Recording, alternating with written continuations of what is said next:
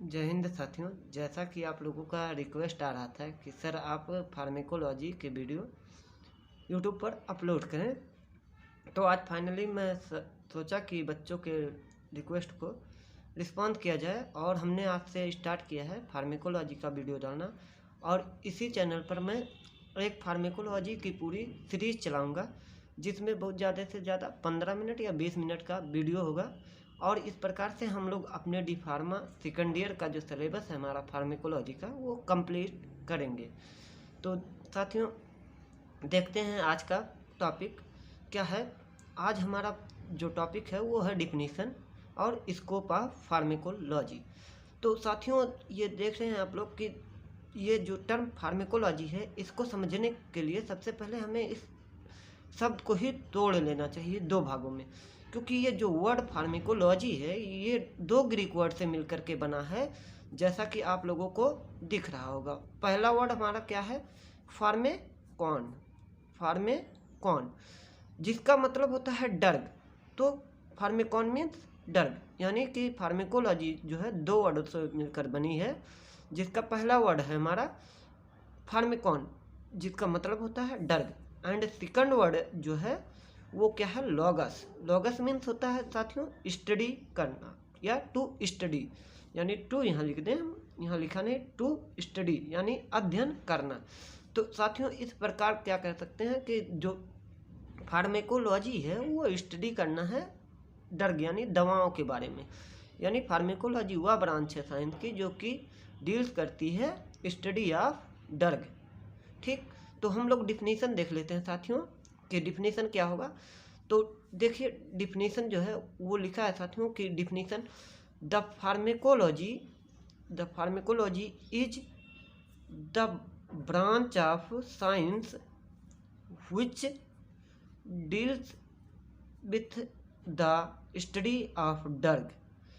साथियों देखिए, हमने यहाँ पे पॉइंट जो मेन वर्ड है उसको हाईलाइटेड किया है कि drug comma drugs effect and body response to the drug. यानी फार्मेकोलॉजी वह ब्रांच है साइंस की जो कि डील करती है with the study of drug, drugs effect and body response to the drug. तो साथियों, हम इस डिफिनीशन पे जो डिफिनीशन में जो शब्द यूज हुए हैं उनका मीनिंग समझ लेते हैं। तो साथियों, पहला शब्द जो हमारा यूज हुआ है वो है ड्रग। ड्रग का मतलब क्या होता है? तो जो ड्रग है, वो शब्द जो ड्रग है वो एक फ्रेंच वर्ड से लिया गया है जो कि है डर्ग्यू, DROGUE, डर्ग्यू, जिसका मतलब होता है ए ड्राई हर्ब। तो साथियों, हम लोग ड्रग उसे कहते हैं कि जो कि नेचुरल सोर्स से ऑब्टेन होता है और उसके नेचुरल फॉर्म में ही हम लोग यूज करते हैं। और जब उसमें कोई केमिकल मॉडिफिकेशन कर देते हैं तो वो हमारा क्या होता है? मेडिसिन बन जाता है।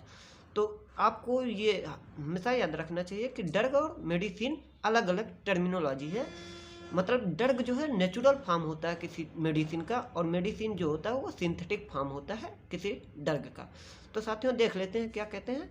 दस the drug are those substance which used in their natural form. Natural form का मतलब कि साथियों उसमें कोई केमिकल चेंज नहीं होगा, लेकिन उनका साइज चेंज किया जा सकता है, साइज किया जा सकता है, या उनकी अवस्था जैसे सॉलिड से लिक्विड में कन्वर्ट किया जा सकता है, लिक्विड से गैस में बनाया जा सकता है, लेकिन उनमें कोई केमिकल चेंज नहीं होगा। और ये जो ड्रग यूज की जाती है वो साथियों किन पर्पज से यूज की जाती है? वो पर्पज हमारे कौन कौन से हैं? 3 पर्पज के लिए हमारी जो ड्रग या मेडिसिन होती है वो यूज की जाती है। कौन कौन से? Diagnosis, prevention and treatment.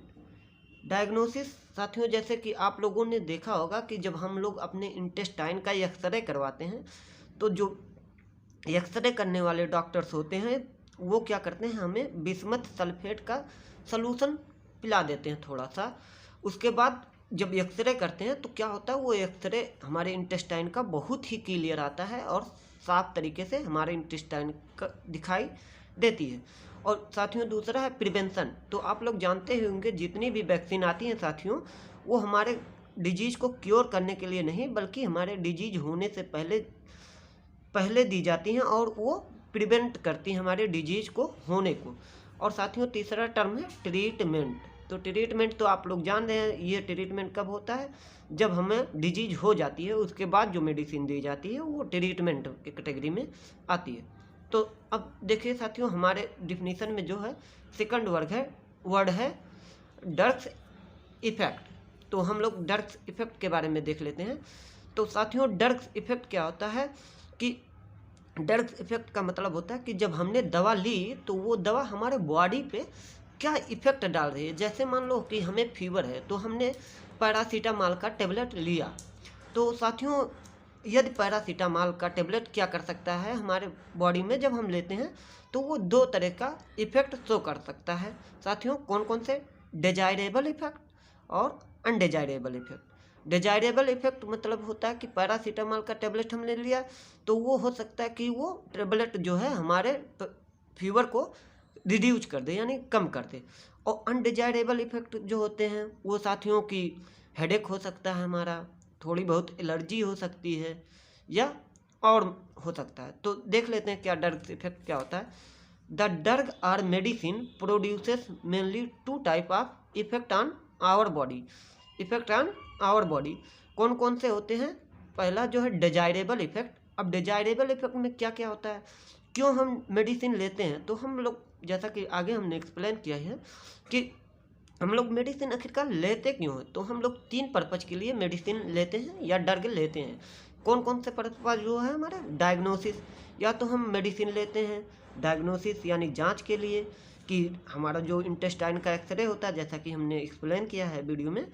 और दूसरा हमारा होता है प्रिवेंशन। जितनी भी वैक्सीन आती हैं वो हमारी प्रिवेंटिव कैटेगरी की होती हैं, वो प्रिवेंशन में यूज होती हैं।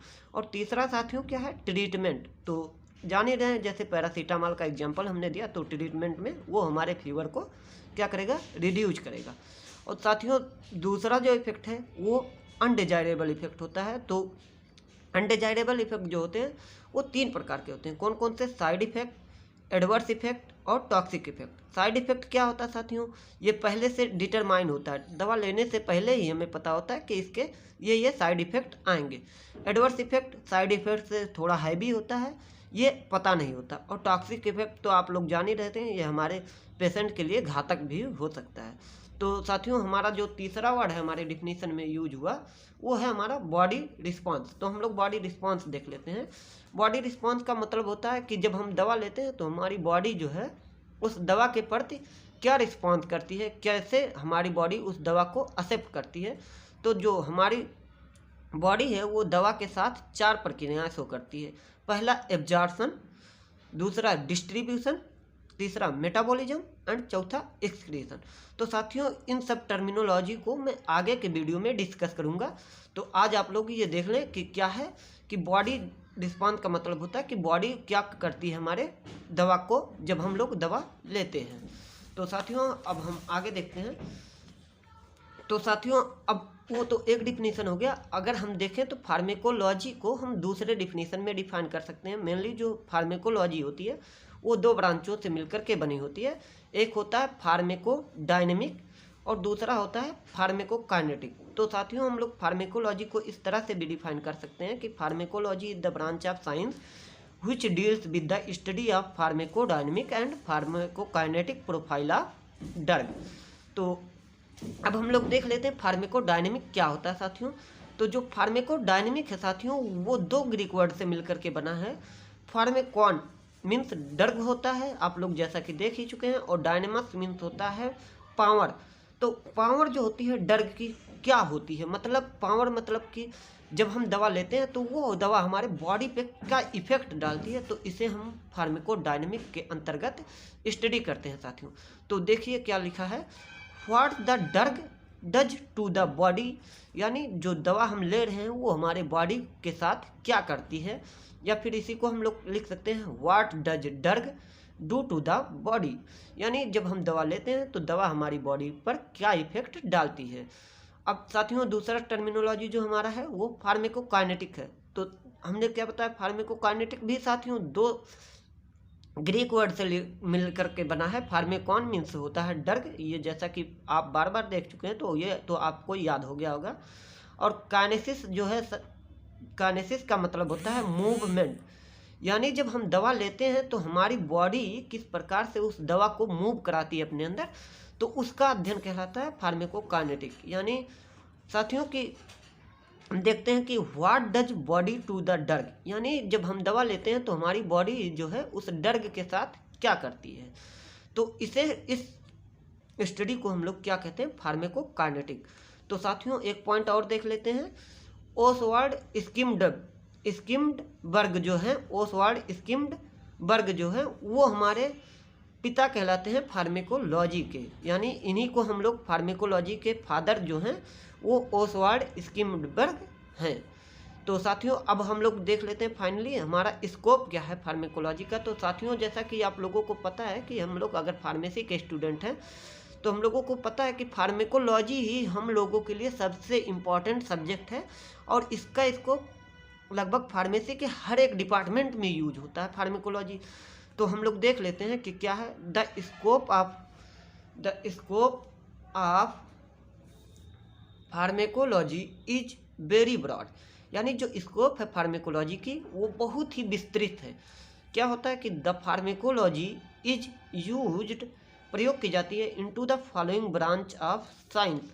अब इन ब्रांचेज में यूज की जाती है, हमारी फार्मेकोलॉजी के नॉलेज को यूज किया जाता है, और इसके अतिरिक्त भी कई जगहों पर हमारा फार्मेकोलॉजी का नॉलेज जो है यूज किया जाता है। तो हम लोग देखते हैं इन पहला पॉइंट जो है इन कीमोथेरेपी आप लोग जानते हैं कि कैंसर का ट्रीटमेंट या सिस्टमिक इन्फेक्शन जब हो जाता है तो उसमें जो ट्रीटमेंट यूज किया जाता है उसे हम कहते हैं कीमोथेरेपी। इन टॉक्सिकोलॉजी मतलब होता है आप लोगों को जैसा कि पता है कि टॉक्सिक यानी जहर का अध्ययन कहलाता है टॉक्सिकोलॉजी, यानी पॉइजनस सब्सटेंस का अध्ययन कहलाता है टॉक्सिकोलॉजी।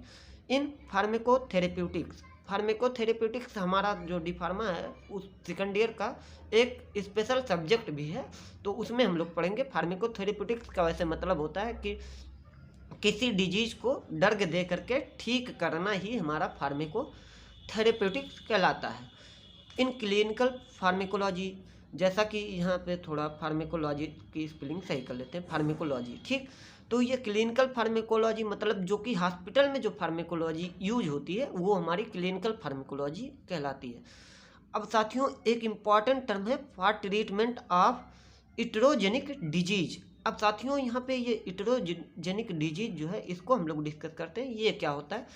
तो साथियों जैसा कि आप लोगों को पता होगा इट्रोजेनिक डिजीज वो डिजीज होती हैं कि जो कि फिजिशियन या डॉक्टर या मेडिकल स्टाफ के द्वारा काज होती हैं। कैसे, क्या होता है कि कोई डिजीज, जैसे हम लोग क्या करते हैं कि हम लोग अपना अगर ये क्या अर्थराइटिस की ट्रीटमेंट करवा रहे हैं तो उसमें हमें ग्लूकोकार्टिकोस्टेरॉइड जो दिया जाता है वो क्या करता है हमारे अंदर एक अन्य डिजीज कार्य कर देता है जिसे हमको लोग डायबिटीज कहते हैं। तो ये क्या होता है, इसमें फिजिशियन की गलती नहीं होती है ना मेडिकल स्टाफ की, ये होता है मिस्टेक से कि हम लोग दवा देते हैं किसी एक डिजीज को ठीक करने के लिए और वही दवा क्या करती है दूसरी डिजीज हमारी बॉडी में काज कर देती है। तो साथियों ये हमारा इट्रोजेनिक डिजीज होता है। फिर साथियों ऑर्गन लेवल फार्मेकोलॉजी है versus molecular level of pharmacology. साथियों ऑर्गन लेवल जैसे कि हमारा जो आप लोग जैसा कि जानते होंगे कि डिजॉक्सिन जो होता है वो हमारा एक कार्डियक ग्लाइकोसाइड है। तो अगर ऑर्गन लेवल पे उसकी फार्मेकोलॉजी देखी जाए तो साथियों वो कार्डियक ग्लाइकोसाइड है, लेकिन अब वो हमारी मॉलिक्यूलर लेवल पे अगर हम लोग देखेंगे उसकी फार्मेकोलॉजी तो क्या करता है, जो हमारा डिजॉक्सिन होता है वो पोटेशियम और सोडियम एटीपेज जो हमारा चैनल होता है उसको ब्लॉक कर देता है, जिससे कि हमारा मसल कॉन्ट्रैक्शन प्रॉपर होता है।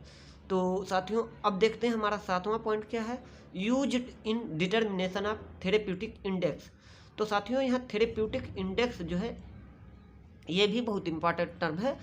थेरेप्यूटिक इंडेक्स का मतलब ही होता है, इसे हम लोग सेफ्टी या मार्जिन भी कहते हैं।